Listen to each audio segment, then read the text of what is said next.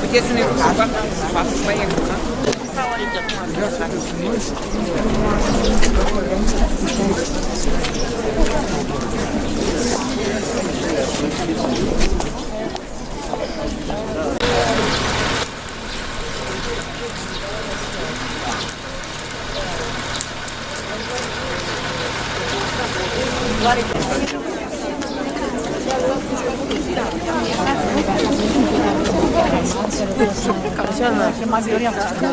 Te-am văzut?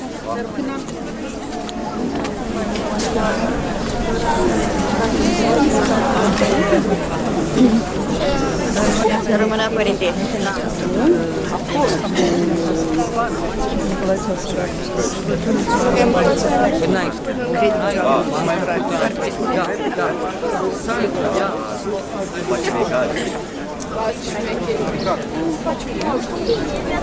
Totdeauna acum și pururea și în vecii vecilor. Amin. Slavă ție, Dumnezeul nostru, slavă ție, Împărate Ceresc Mângâietor, rugăciunea și mântuiește bunurile sufletele noastre. Sfinte Dumnezeule, Sfinte tare, Sfinte fără de moarte, miluiește-ne pe noi. Sfinte Dumnezeule, Sfinte tare, bine este cuvântat Cel ce vine într-un numele Domnului.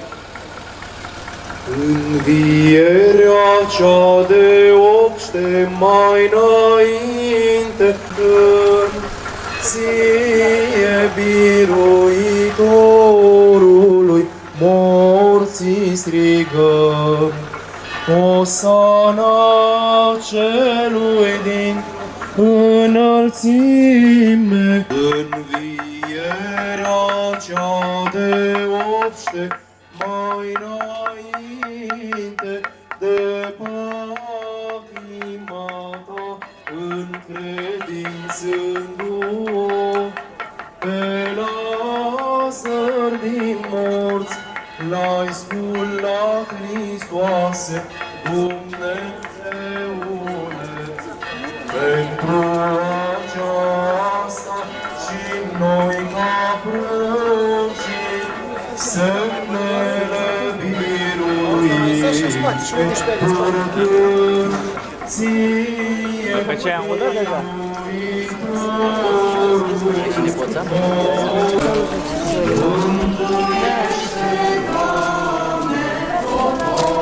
servind, bucuroși cu toți strigau, lui Iisus așa-i ziceau.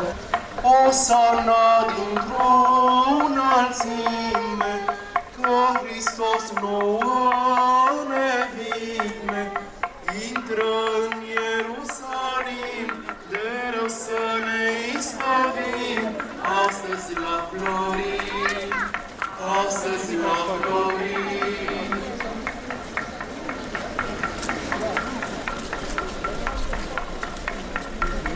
Mai înainte de patima ta, de Dumnezeu, de Lazar din morți, l-ai sculat, Hristoase, Dumnezeule. Pentru aceasta și noi pruncim semnele biruite, cântăm ție biruitorul morții.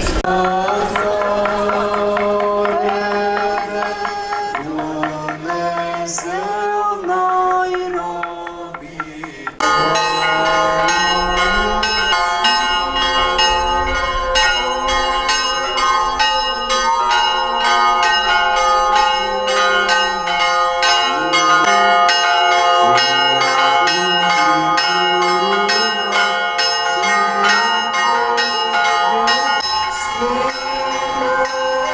Doamne miluiește, Doamne miluiește.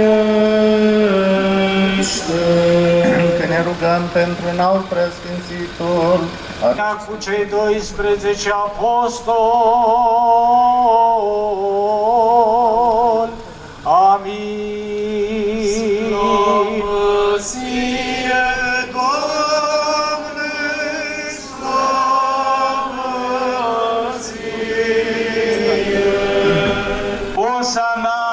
Osana, Osana, bine este cuvântat cel ce vine într-un numele Domnului. Doamne al puterilor, fii cu noi, căci pe altul pe Domnul să mărim și cu toți să prăznuim. E ziua florilor, mult dorită avem, Doamne, al puterilor, înălțime, bine ești cuvântat, cel ce vii într-un numele Domnului. Aici și pretutindeni. Doamne, miluiește! Doamne Domnului, Osana întru cei de sus. Și intrând Iisus în Ierusalim, toată cetatea s-a mișcat zicând, cine este acesta? Iar mulțimile răspundeau, acesta este Iisus, prorocul din Nazaretul Galilei. Atunci căpetenile templului și cărturarii, văzând minunile pe care le făcuse și pe copii care strigau în templu și ziceau Osana, fiul lui David, s-au umplut de mânie și au zis, auzi ce zic aceștia?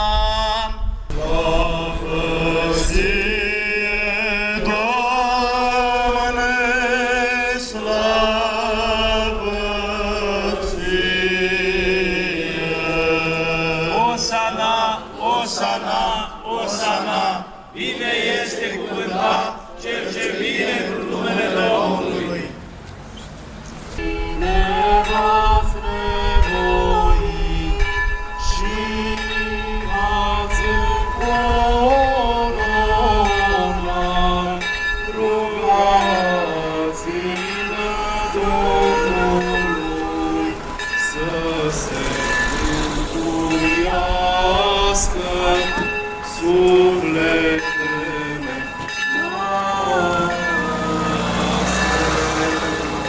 Slavă ție, Hristoase, Dumnezeule, lauda apostolilor și bucuria mucenicilor, a cărora propovăduire iese treimea cea o ființă.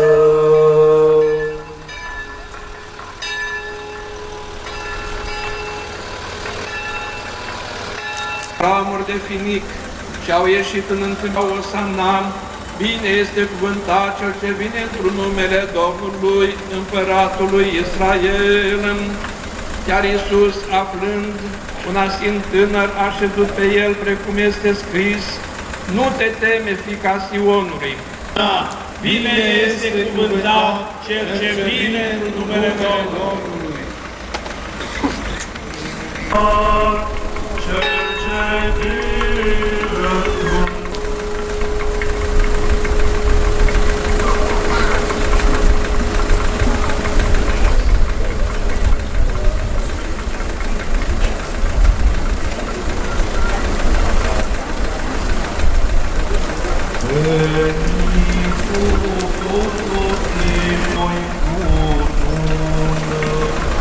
pe odrasele înflorite și descântărute. Iisus, ale toate veșnice, să-L așterne înainte,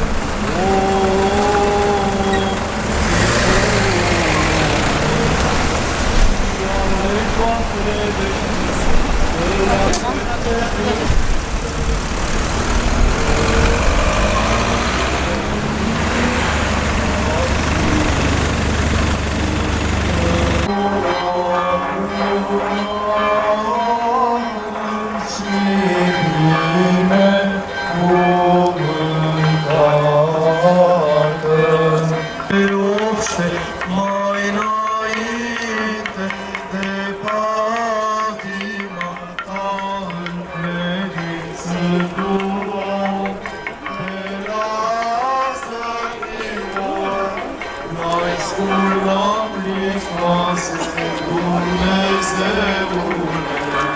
pentru aceasta și noi ca crucii, semnele biruințe cultăm, ție biruitorul,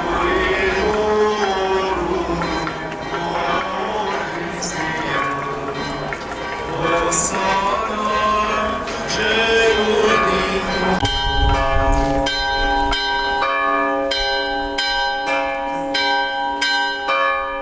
Bine este cuvântat Cel ce vine într-un numele Domnului. Domnului să ne rugăm. Doamne, miluiește! Doamne, Iisus de copaci, păzește-ne și ne mântuiește. Și precum acele popoare și copiii ți-au adus Osana, învrednicește-ne și pe noi să te slăvim pe tine în psalm și cântări duhovnicești cu suflete curate și neîntinate. Iar aceste zile ale patimilor tale, dă-ne nouă să ne împărtășim fără de o sândă de bucuria Sfintelor Paști și să cântăm și să proslăvim Dumnezeirea ta împreună cu cel fără de început al tău, Părinte, și cu preasfântul și bunul și de viață făcătorul tău Duh, acum și pururea și în vecii vecilor. Slavă ție, Hristoase, Dumnezeule, nădejdea noastră, slavă ție! În comuniunea iubirii. Și această comuniune poate asigura pe fața întregului pământ o viață binecuvântată și o viață cu roadă multă. Mântuitorul nostru Iisus Hristos a intrat în Ierusalim nu ca un împărat cu slavă și cu onoruri, ci smerit pe mânzi de asină, și totuși toți strigau, Osana, Osana, bine este cuvântat Cel ce vine într-un numele Domnului. Evreii din vremea aceea l-au perceput pe Mântuitorul ca pe un eliberator politic, care avea să readucă regatul poporului ales la starea de odinioară din timpul lui David și Solomon. Însă Mântuitorul a venit nu cu sabia, ci cu iubirea, cu iertarea și cu smerenia. De ce? Ca să poată să unească toate popoarele lumii sub același sceptru, Sfânta Cruce, despre care vorbește prorocul Isaia, că toate popoarele se vor aduna sub același standard. De ce? Pentru că Sfânta Cruce înseamnă jertfă, înseamnă iertare, înseamnă îngăduință. Mântuitorul n-a venit ca să învrăjbească popoarele, ci a venit să le înfrățească, să le unească și toți să ajungă la cunoștința și la conștiința că sunt creatura lui aceluiași Dumnezeu, sunt frați între ei și prin taina Sfântului Botez sunt chemați să intre spre viața cea nouă ce se deschide spre Împărăția Cerurilor. De aceea, Mântuitorul, iată, a îndemnat pe oameni ca prin liberul arbitru să aleagă această chemare și stare. Te voiește cineva să vină după mine, să se lepede de sine, să-și ia crucea și să urmeze mie, așa cum spune Mântuitorul în Evanghelia Marcu, în capitolul 8, versetele 34 în continuare. Oare ne-am întrebat ce înseamnă aceasta? Înseamnă să avem puțină răbdare, să nu lucrăm cu patimă, cu ambiții și cu păreri personale sub aspectul credinței noastre, ci să cercetăm mult, cu luarea minte, cu multă răbdare și înțelepciune, nu ca să ne despărțim sau ca să ne punem punctul nostru de vedere, ci să ajungem cu adevărat la o comuniune, un Domn, o credință, un botez. Și aceasta nu se face prin sabie sau prin alte metode coercitive, ci se face din iubire, din smerenie și din multă înțelepciune. Știm foarte bine ce a spus Mântuitorul Apostolului Petru. Bagă sabia în teacă. Cel ce scoate sabia, de sabie va muri. Deci Mântuitorul n-a venit ca să îndemne pe oameni să scoată sabia și să se războiască între ei, ci a venit cu Duhul dragostei, a iubirii și a comuniunii, ca prin răbdare, prin smerenie și prin bunătate să se regăsească în dialog, dar cu multă răbdare. Nu sub imperiul, iată, pornirilor, pretențiilor sau mai cu seama a mândriei și a slavei deșarte. De aceea și spune Mântuitorul, cel ce se va înălța, acela se va smeri. Dumnezeul celor mândri le stă împotrivă, iar celor smeriți le dă har, așa cum ne îndeamnă și Apostolul Petru în prima epistolă, în capitolul 5. Iată de ce și noi astăzi, în pelerinajul iubirii și al comuniunii, am dorit să ne unim și să mărturisim că dorim toți să ajungem la cunoștința adevărului, pentru că Dumnezeu nu vrea moartea păcătosului, ci să se întoarcă și să fie viu. Și dorește ca toți oamenii să ajungă la cunoștința adevărului și așa să ajungem să slujim aceluiași Dumnezeu. Că nu sunt mai mulți Dumnezei. Chiar dacă suntem popoare mai multe, chiar dacă suntem mai multe credințe, trebuie să înțelegem că Mântuitorul a venit ca pe toți să ne unească sub același sceptru al Sfintei Cruci. Iar crucea înseamnă iubire, iertare și îngăduință. Și dacă nu vom înțelege taina Sfintei Cruci și dacă vom lucra fiecare pornind pe propriile ambiții, nu vom reuși să fim o turmă și un păstor. Dar dacă vom înțelege că prin răbdare, prin cercetare multă, prin dialog frățesc și cu multă, iată, vorbire, sfătuire, putem ajunge ca să privim prorocia Mântuitorului că va fi o turmă și un păstor. De noi depinde. De aceea suntem îndemnați aceste vremuri de post. Și iată, în acest ajun de săptămâna Sfintelor Pătimiri, să învățăm de la Mântuitorul să avem pace și înțelegere între noi.